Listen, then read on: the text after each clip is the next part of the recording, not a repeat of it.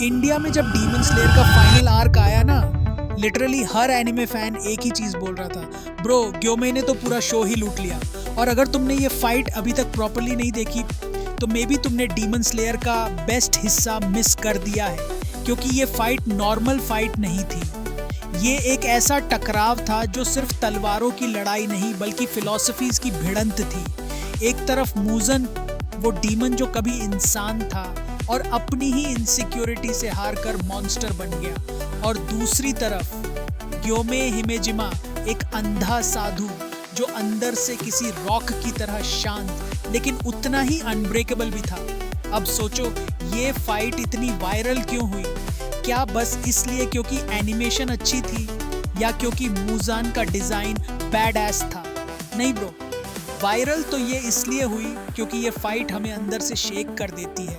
ग्योमे की entry itself थी pure hype. कोई फ्लैशी बैकग्राउंड नहीं, कोई पावर अप स्क्रीन नहीं, बस एक आदमी जो बिना देखे भी दुनिया का सबसे खतरनाक डीमन फेस करने को रेडी था। और जब उसने अपनी चेन घुमाई, लिटरली पूरा फैंडम चिल हो गया। हर फ्रेम में ऐसा लग रहा था जैसे यूफो टेबल बोल रहा हो, just sit back and witness perfection. और मूजन, डोंट फॉरगेट, ये वही बंदा है जिसने सेंचुरीज तक सरवाइव किया और जिसकी मून ब्रीदिंग इतनी टेरिफाइंग थी कि उसे देखकर नॉर्मल स्लेयर्स भाग जाते थे। पर ग्योमे ब्लाइंड होने के बावजूद उसने मूजान की हर मूव प्रिडिक्ट की, वो भी बिना कोई फ्लैशी ट्रिक के, जस्ट रॉ इंस्टिंक्ट्स और कंप्लीट कंट्रोल। सबको लगा था कि सानिमी ज्यादा एग्रेसिव है, वही स्पॉटलाइट ले जाएगा, बट ग्योमे ने ये फाइट को स्पिरिचुअल बना दिया।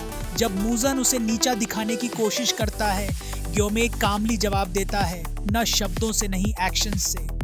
और यही वो मोमेंट था जहां रेडिट, ट्विटर और सारे रिएक्शन चैनल्स एक साथ एक्सप्लोड कर गए। इंडियन पेजेस मीम्स से भर गए। Gyomei is your gym crush now. Blind monk did more than Goku ever did with eyes open. But honestly, beyond the visuals, इस फाइट ने हमें ये सोचने पर मजबूर किया कि असली ताकत क्या होती है। क्या वो जो चीख चीख कर दिखे, या वो जो बिना बोले भी सबको हिला दे?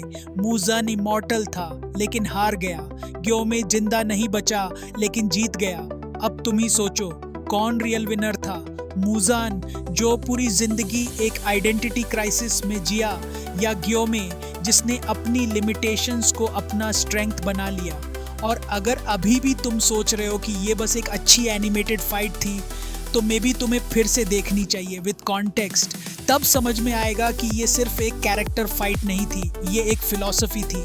Discipline versus ego, faith versus fear. अभी अगर तुम डीमन स्लेयर फैन हो और तुमने ग्योमे की रिस्पेक्ट फील नहीं की, then maybe it's time to revisit this arc. और अगर ऑलरेडी देखा है तो कमेंट्स में बताओ, ग्योमे तुम्हारे लिए क्या रिप्रेजेंट करता है? स्ट्रेंथ, काम, और just pure will power? Honestly, ऐसे मोमेंट्स एनिमे में रेयरली आते हैं, और जब आते हैं तो सिर्फ याद रखने के लिए नहीं होते, वो इंस्पायर करने के लिए होते हैं। शायद इसलिए ग्योमे की फाइट सिर्फ एक वायरल मोमेंट नहीं, एक रिमाइंडर है कि ज़रूरी नहीं तुम सब देख पाओ, बस खुद पर भरोसा हो तो तुम सब हैंडल कर लोगे। Now that's peak anime, peak.